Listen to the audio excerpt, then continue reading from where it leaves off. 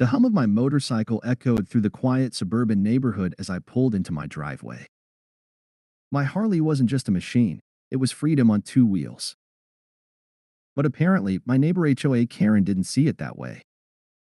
Karen was the self-appointed queen of the HOA, ruling over our peaceful cul-de-sac with an iron fist. She had rules for everything: grass length, mailbox color, even how long you could leave your trash cans out. And now, she had set her sights on me. I barely had time to take off my helmet before she stormed over, clipboard in hand, her signature scowl locked in place.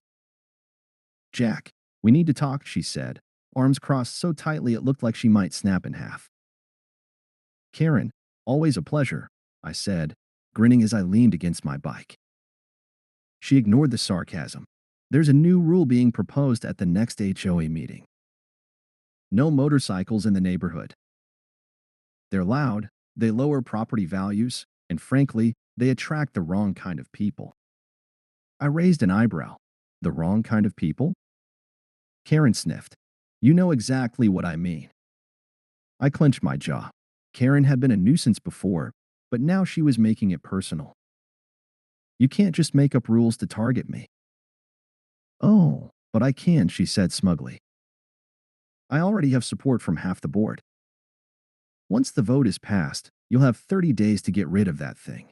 She gestured at my Harley like it was a piece of trash. I exhaled slowly, forcing myself to stay calm. "We'll see about that." Karen smirked and turned on her heel, marching back to her pristine, beige-colored home. I watched her go, my mind already forming a plan. If Karen thought she could strong-arm me into giving up my bike, she was in for a rude awakening.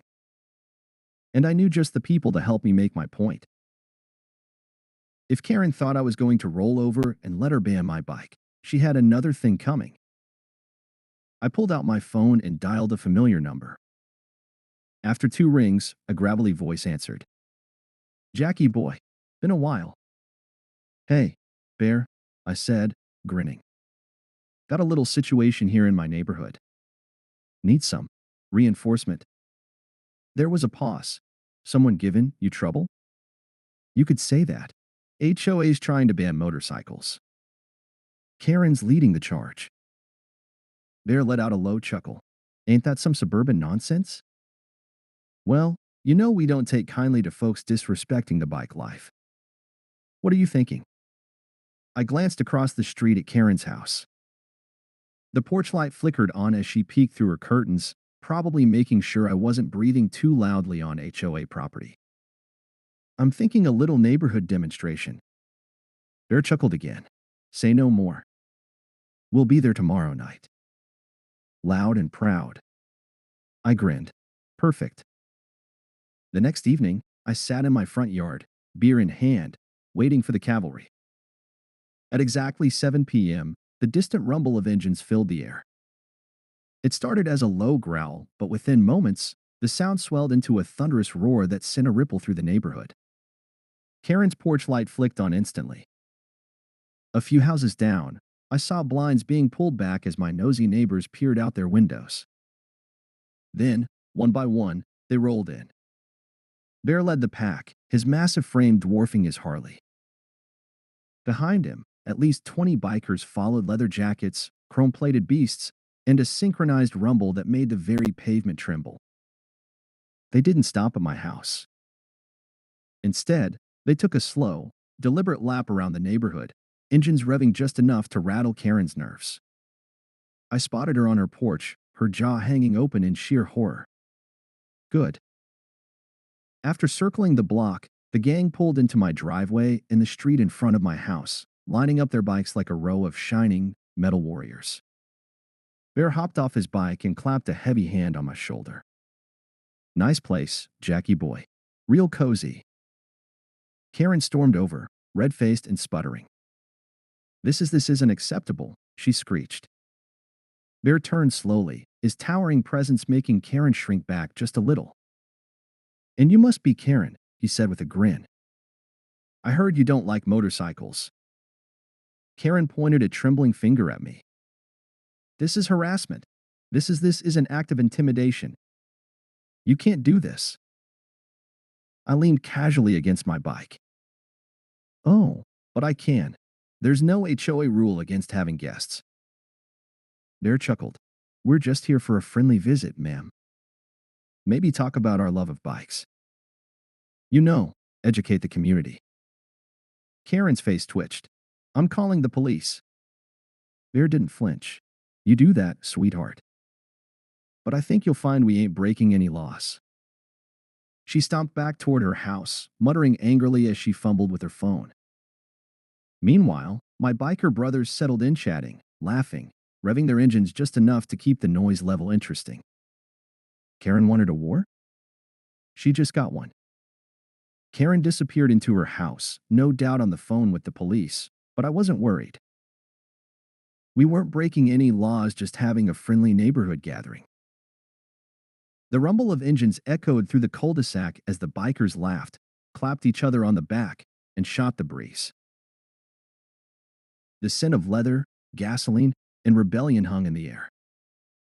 A few neighbors peeked out from behind their curtains, while some bolder ones stepped outside, curiosity getting the better of them. Hey, Jack, my next-door neighbor, Rick, called over. He was holding a beer, looking more amused than alarmed. You, hosting a biker rally? Just some old friends dropping by, I said with a grin. Neighborhood outreach, you know? Before Rick could respond, Karen's front door slammed open, and she stomped outside, phone clenched in her fist. The cops are on their way, she screeched. Bear leaned toward me. Oh no, he said dryly, not the authorities. I snickered. Guess we better be on our best behavior. Karen marched up, fuming. I don't know what kind of gang you think you're running here, but this is a family neighborhood. She turned to the bikers. You people don't belong here. A murmur of disapproval spread through the gang, but Bear just crossed his massive arms and smiled down at her. Well now, that's just rude, Karen. We're all law-abiding citizens here. Karen scoffed. Yeah, right? You're a bunch of criminals. Bear sighed dramatically. You hear that, boys? We're criminals now. One of the bikers, a burly guy named Tank, rubbed his chin. Huh, that's news to me. I run a mechanic shop. Yeah, another chimed in. I'm a paramedic. Firefighter, said another. Marine veteran, Bear added, his grin widening. And Jack here? He's a combat medic. Karen's face twitched. She clearly hadn't expected that. Yuri's still causing a disturbance, she snapped. The HOA meeting is tomorrow, and the board will vote to ban motorcycles, so all of this is pointless. I shrugged. Guess we'll see what happens. At that moment, the familiar red and blue lights of a patrol car washed over the street. The police had arrived. Karen's smirk returned in full force. Finally, she muttered. A single officer stepped out of the car, adjusting his belt as he took in the scene. His gaze landed on Bear and instantly lit up. Bear. Bear turned and broke into a grin. Smitty, my man. The cop, Officer Smith, marched over and hugged Bear like they were long-lost brothers. Damn, it's been years. Karen's smirk melted faster than butter on asphalt. Wait, you know him? Smith laughed. Know him? Bear here saved my ass in the Marines more times than I can count. Karen paled. But he's part of a brotherhood, Smith finished. A damn fine one. He turned to me. Jack, you keeping these guys out of trouble? I smirked. More like they're keeping me out of trouble. Karen was fuming. Are you not going to do anything about this? She demanded. Smith glanced around. Do what? I don't see a crime here. Just some veterans and hard-working folks hanging out. Karen let out a strangled noise. They're disturbing the peace. Smith shrugged. They got permits for their bikes? Bear patted his vest. All legal, brother. Smith turned back to Karen.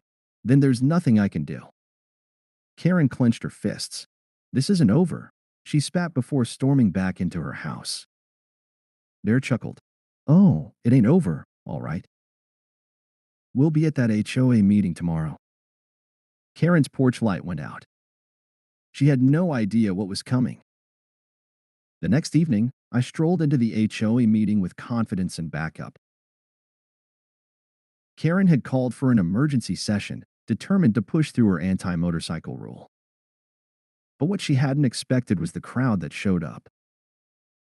Bear, Tank, and a dozen bikers filed in behind me, their leather vests and heavy boots making a statement before they even said a word. A few neighbors, including Rick, followed, some holding popcorn like they were here for a show. The moment Karen saw us, her face twisted in horror. "This is a private meeting," she shrieked. Bear grinned. "Oh, we're residence guests." "That's allowed, right?" Karen opened her mouth, then shut it. Checkmate. We took our seats, watching as the HOA board, mostly Karen's clueless followers, shuffled their papers nervously. Karen cleared her throat. "We're here to discuss a serious problem in our community." She shot me a glare.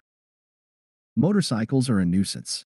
They're loud, dangerous, and unfit for our peaceful neighborhood. Therefore, I propose we ban them outright." She waited for applause. Silence. Then, Bear leaned forward, his massive arms resting on the table. "That's real interesting, Karen. But I got a question for you." Karen crossed her arms. "This is for homeowners, not outsiders." Bear chuckled. "Oh, I'm not an outsider. I own a house here." Karen's face drained of color. "W what?" I smirked. "Yeah, funny thing. Bear bought one of the rental properties last month. He's your neighbor now." Karen's eye twitched. That's impossible." Bear pulled out his HOA membership card and slapped it on the table. "Yes, I get a vote, huh?" A stunned murmur rippled through the room. Karen looked like she was about to explode. Before she could recover, another voice spoke up. "I have a concern about this proposed rule," Officer Smith said, standing from his seat. Karen whipped around. "You're not on the board." "Nope," Smith said with a grin. "But I am the community's liaison officer. And banning motorcycles? That could be considered discriminatory enforcement. Especially since motorcycles are a legal mode of transportation." Karen's mouth opened and closed like a dying fish. Smith continued, "And, for the record, your concerns about motorcycles being unsafe? Statistics show that properly trained riders are no more dangerous than any other vehicle owner." Rick raised his beer. "And let's be honest, Karen, your yappy little dog makes more noise than Jack's Harley." The room erupted in laughter. Karen turned beet red. This is ridiculous. We need to vote." Bear leaned back. "All right, let's vote." Karen, shaking, turned to her board members. "All in favor of banning motorcycles?" She raised her hand. No one else did. Even her most loyal followers looked away, suddenly fascinated by their paperwork. Karen's eyes bulged. "What are you doing?" We agreed. One board member coughed awkwardly. Uh, After hearing the arguments, I don't think we can enforce this fairly." Another muttered, "We could get sued." Karen lost it. "You spineless cowards," she screamed. "You let these hooligans win?" Bear grinned. "Sounds like a democracy to me, sweetheart." The entire room watched as Karen trembled with rage, her fists clenched at her sides. And then she quit. "I refuse to be part of an HOA that allows this," she screeched. She ripped off her HOA badge, slammed it on the table, and stormed out. As soon as the door slammed behind her, Bear leaned toward me. "So, does this mean we're having a celebration ride?" I smirked. "Oh, absolutely." The very next evening, the neighborhood witnessed something it had never seen before. A full-fledged biker parade. Bear and I led the charge, rolling down the main street with a thunderous roar of engines. The entire club showed up, some waving to the neighbors who had gathered outside to watch.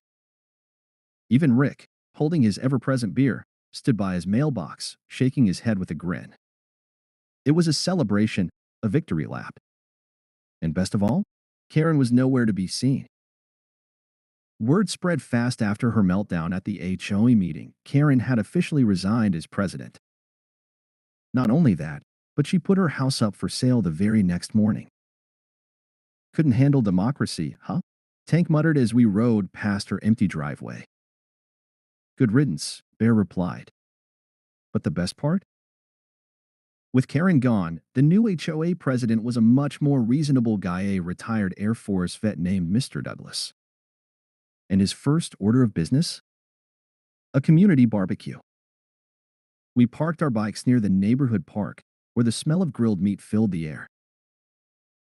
The HOA had officially invited everyone, including the entire biker gang. Rick came up to me, clapping a hand on my shoulder. You know, I thought this whole thing was going to end in disaster. But I gotta admit, this might be the best thing that's ever happened to this neighborhood. I smirked. Told you. Motorcycles bring people together. Bear laughed. Or at least, they run the Karens out. We all raised our drinks in a toast. Karen thought she could bully me out of my motorcycle. Instead, she got run out of the neighborhood. And the bikers?